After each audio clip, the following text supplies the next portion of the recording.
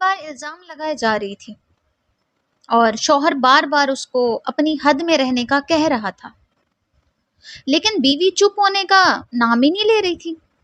بار بار زور زور سے چیخ چیخ کر کہہ رہی تھی، اس نے انگوٹھی ٹیبل پر ہی رکھی تھی، تمہارے اور میرے علاوہ اس کمرے میں کوئی نہیں آیا، انگوٹھی ہو نہ ہو ماں جی نے ہی اٹھائی ہے۔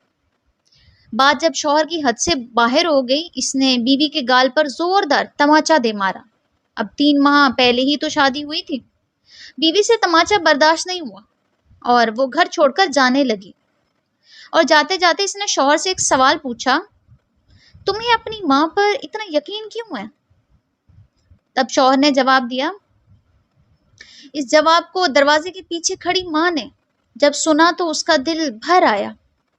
شوہر نے بیوی کو بتایا کہ جب وہ چھوٹا تھا تب اس کے والد گزر گئے۔ ماں محلے کے گھروں میں جھاڑو پوچھا لگا کر جو کما پاتی تھی، اس سے ایک وقت کا کھانا آتا تھا۔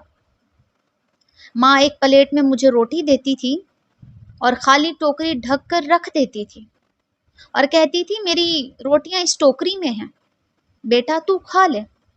میں بھی ہمیشہ آدھی روٹی کھا کر کہہ دیتا کہ ماں میرا پیٹ بھر گیا ہے، مجھے اور نہیں کھانا۔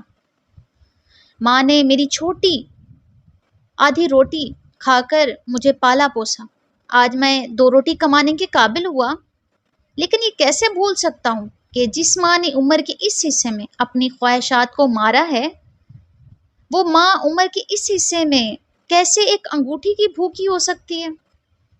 یہ میں سوچ بھی نہیں سکتا۔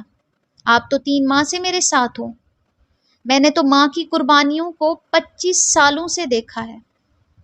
یہ سن کر ماں کی آنکھوں سے آنسو چھلک اٹھے۔ وہ سمجھ نہیں پا رہی تھی کہ بیٹا اس کی آدھی روٹی کا قرض چکا رہا ہے یا وہ بیٹے کی آدھی روٹی کا قرض۔ میری دعا ہے دوستو کہ اللہ ہم سب کی ماؤں کو ہمیشہ سلامت رکھے، آمین۔ اگر آپ کو میری یہ سٹوری پسند آئی ہو تو میرے چینل کو لائک، شیئر، سبسکرائب کریں۔ اللہ حافظ۔